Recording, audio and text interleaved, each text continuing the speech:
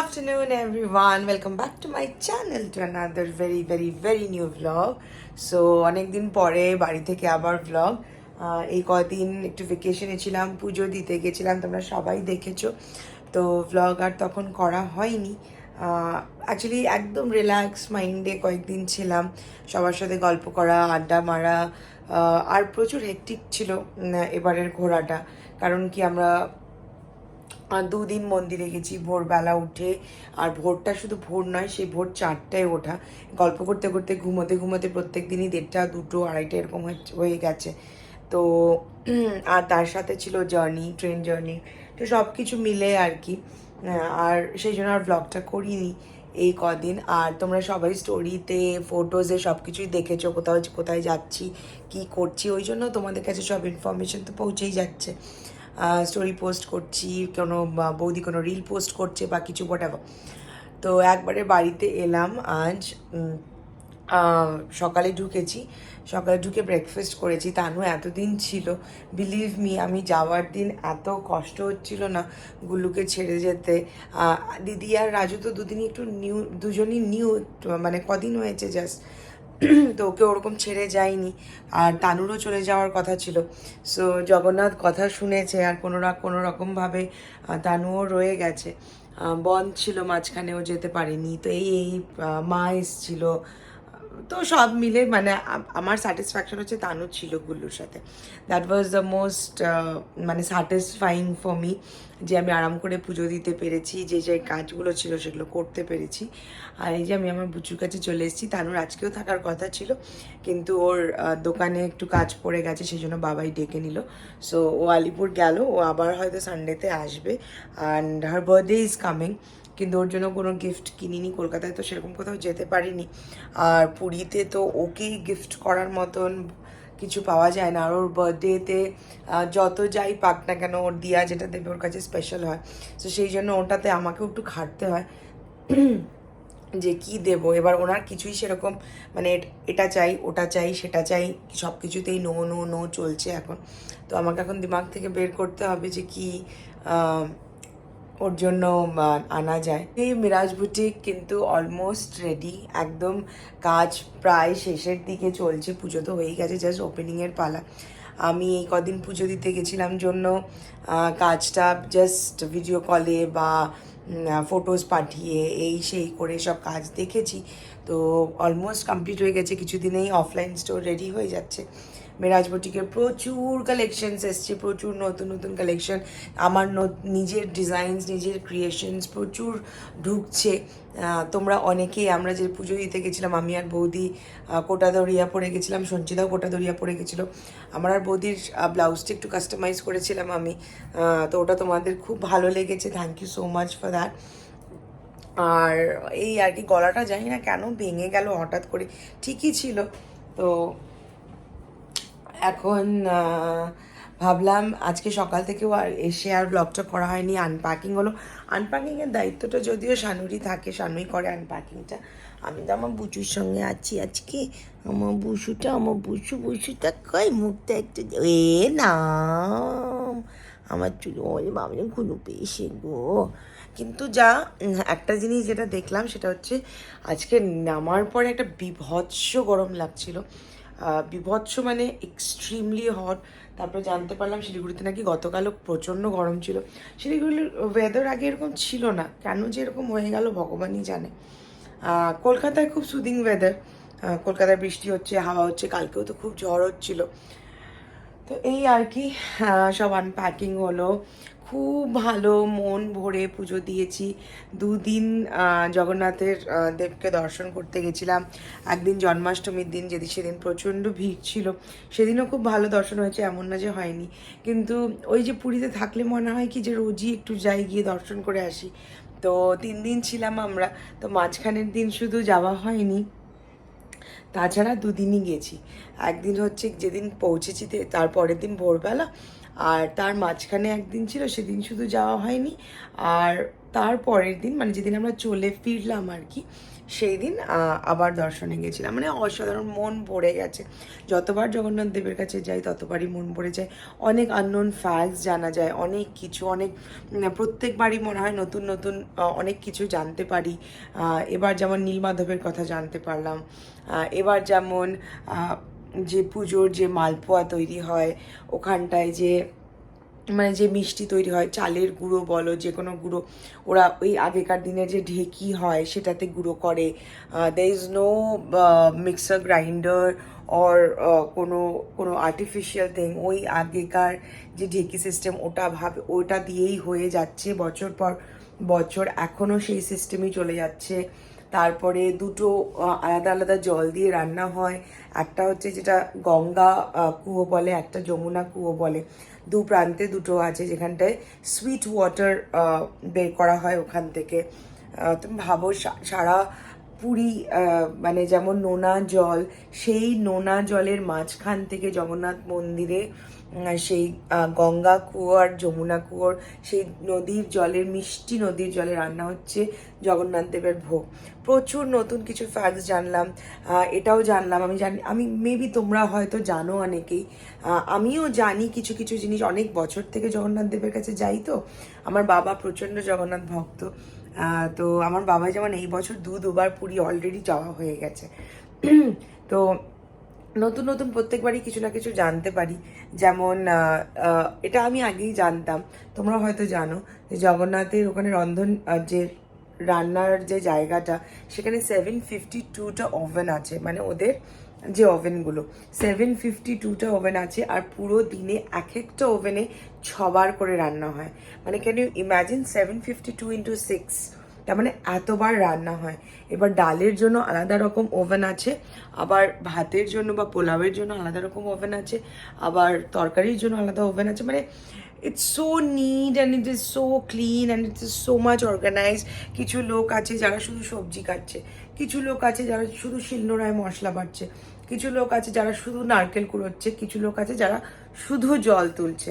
So there are different different parts যেখানটায় সব কিছু হচ্ছে। আর আরেকটা ব্যাপার হচ্ছে, যেখানটায় আমরা সবসময় মন্দিরে দেখি যে সব জায়গায় ব্রাহ্মণদের দিয়েই সব কিছু করানো হয়, কিন্তু জগন্নাথ মন্দিরে কিন্তু there is nothing like that. ওখানটায় যারা সবজি কাটছে তারা কিন্তু it doesn't have to be, they have to be Brahmin. মানে ব্রাহ্মণ না এমনও লোক কিন্তু প্রচুর রয়েছে যারা জগন্নাথ দেবের জন্য বা মন্দিরের জন্য কাজ করছে। তো খুব ভালো লেগেছে, অনেক কিছু নতুন জানতে পেরেছি, অনেক কিছু নতুন শিখতে পেরেছি। এই হচ্ছে গল্প। আর আমরা খুব সুন্দর স্টে ছিল। হানুম ও তো পুরোটা ট্রিপে আমার সাথেই ছিল। আর ও থাকলে তো আমার মানে কি বলবো, ও আমার খেলার, ওর যেমন আমি খেলার পার্টনার, ও হচ্ছে আমার মানে টাইম কাটানোর পার্টনার। এই বাচ্চাটাকে খুব মিস করেছি আমি। যাওয়ার দিন প্রচণ্ড মন খারাপ হয়ে গেছিলো। মানে একদম যাওয়ার মুহূর্তে এত এত একটা কষ্ট লাগছিল না, কি বলবো, চোখ দিয়ে জল বেরিয়ে গেছিলো যে তানু তো 2 দিন তারপরেও চলে যাবে, তারপরে দিদি রাজুর কাছে থাকবে। নো ডাউট দিদি আর রাজু দুজনই প্রচণ্ড ওকে ভালোবাসে, প্রচণ্ড, ওর কোনো অযত্ন হবে না। বাট কি হয় না, ওর কাছে ওরা একটু নতুন, তো ওরকম অ্যাকাস্টমড হয়নি ওদের সাথে। তো সেই জন্যই একটা মনের মধ্যে হচ্ছিল যে ও মিস করবে, ও তো আর বলতে পারবে না। অ্যাটলিস্ট তানু থাকলে, he loves Tanu like anything.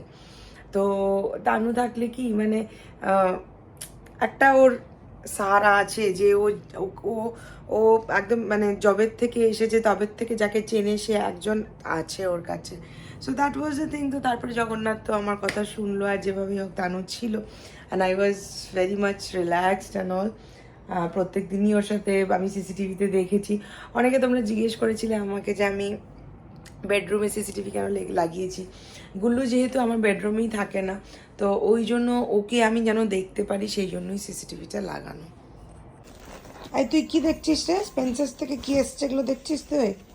হ্যাঁ, তুমি কি করবে? স্পেন্সার্স থেকে কি এসছে তুমি কি করবে সেটা জেনে?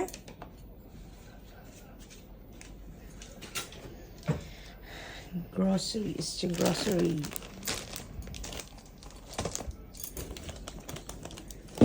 আটার বড় প্যাকেট ছিল না জন্য দেখো 10টা ছোট প্যাকেট আনিয়েছে না,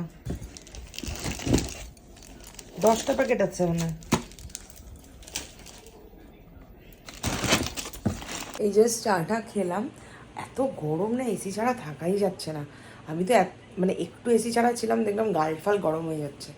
যাই হোক, এতদিন তো বাইরে ছিলাম, তো বাড়ির খাবার তো সেরকম খাওয়া হয়নি, উল্টো পাল্টা এই সেই। আর বাইরে গেলে না আমি একটু রাইস আইটেমটা কমই খাই, ভালো আমার এমনিতেই আমি রাইস খেতে একদম ভালোবাসি না, তো এই সেই খাওয়া হয়েছে। আজকে হঠাৎ করে ইচ্ছে করছে, আর শানুকেও বললাম যে রাত্রিবেলা লুচি আর সাদা আলুর তরকারি খাবি। অ্যাকচুয়ালি ইনস্টাগ্রাম ঘাঁটতে ঘাঁটতে এক জায়গায় দেখলাম, তো ওটা দেখার সাথে সাথে না খুব ইচ্ছে করছে খেতে। তো ও তো একবারে হ্যাঁ, ও লুচি খেতে খুব ভালোবাসে। সো এই জন্য এখন একটু যাচ্ছি, ভাবছি ময়দাটা মেখে রাখবো, রাত্রে বানাবো। আর একটু আলুর একদম সাদা আলুর তরকারি যেরকম করে ওরকম একটু করে তরকারি বানাবো। সো আজকের ডিনার হচ্ছে লুচি আর সাদা আলুর তরকারি।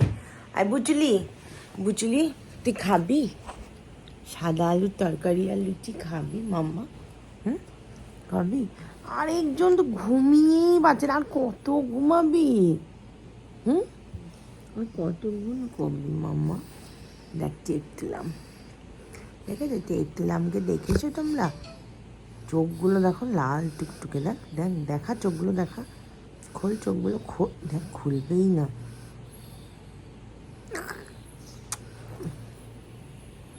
মাম্মা কি করছো?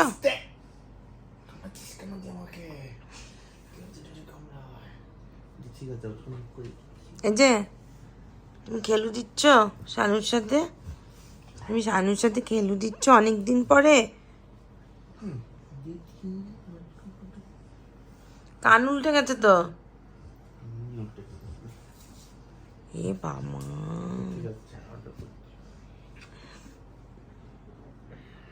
বুটুরি বুটুলি বুটুলি বুড়া দেখি মুখতে দেখি